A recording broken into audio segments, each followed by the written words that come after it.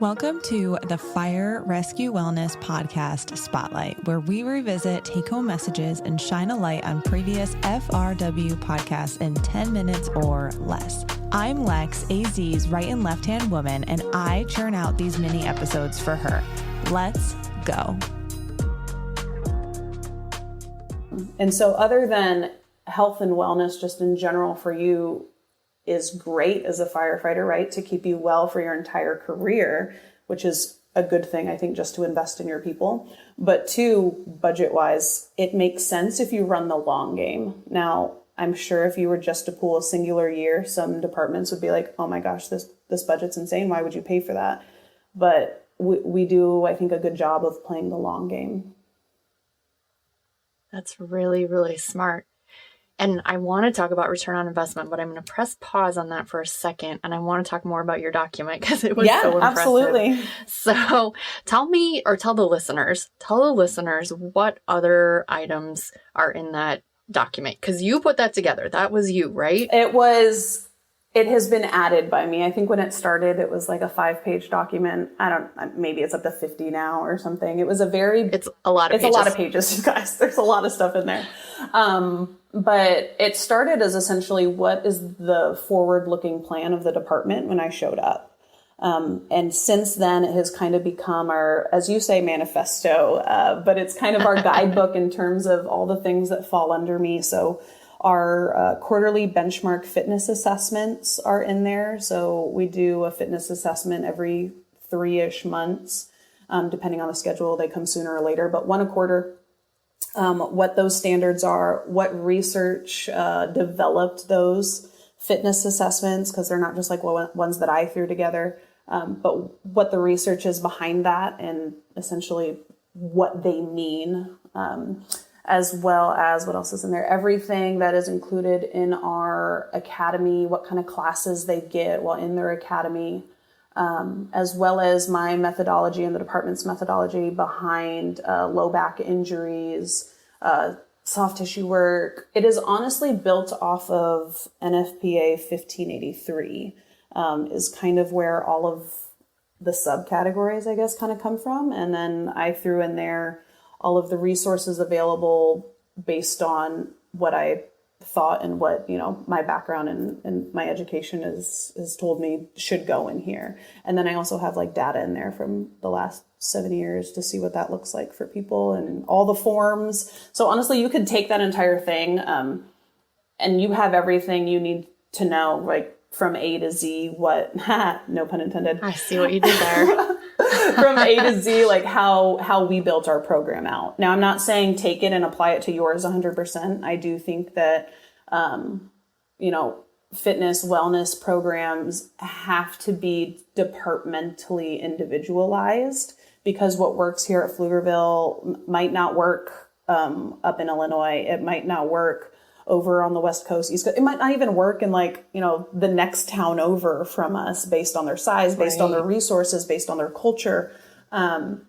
So like if you went from zero, I would not say start with the kind of program we have. Our culture of fitness was being built a decade before I even showed up. And so start where you are, although I think we have a really good model of maybe what some departments can strive for, and some can adopt, yesterday, but you have to see where your department currently is. And just like where if a coach or a trainer meets with a person one-on-one, you meet them where they're at, right? You have to do the same with the department. Yes. And my listeners, it's really exciting because I did clear it with Vanessa before we got on, but we're going to put her document, a link to it, in the show notes.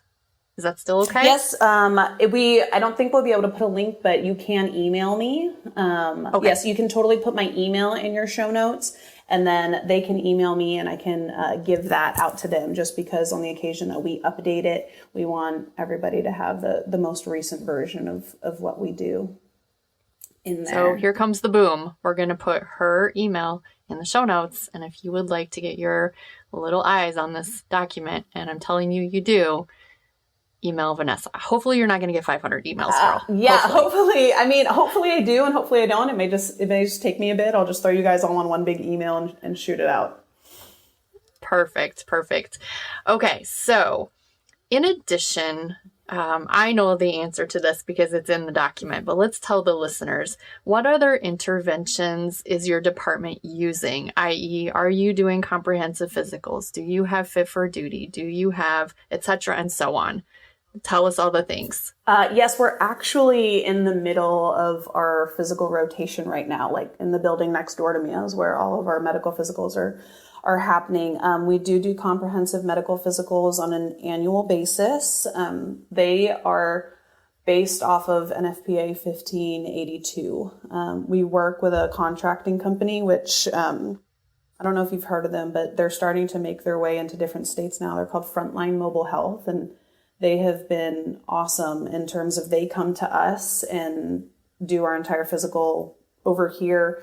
It includes kind of your general physical stuff like hearing, eyesight, weight, body fat percentage, depending on age. So we age stratify. We'll do chest x-rays, ultrasounds of, don't quote me on this, but like thyroid, bladder, testes for males and ovaries for females. I think that's all of ultrasound, just so that way we can catch hopefully any lumps should they show up or any abnormalities if they show up and catch them early.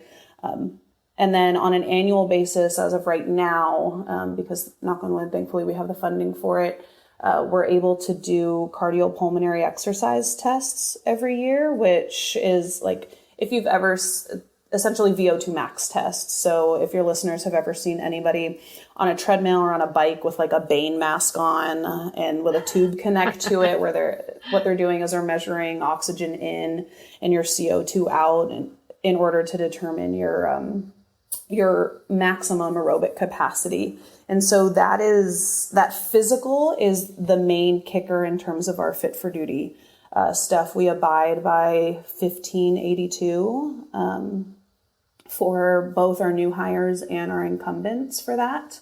And so our third party vendor who does our physicals essentially has a form, and that form's in the document of like, hey, this person is fit for duty, green light. This person is fit for duty, but needs to follow up with their doctor within 90 days based on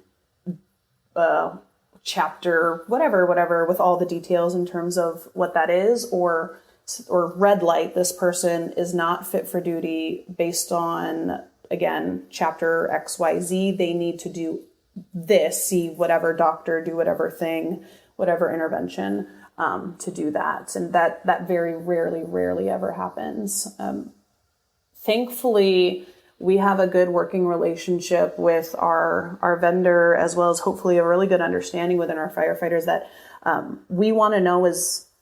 we as a department want to know as little as possible about their health, other than, hey, they're good.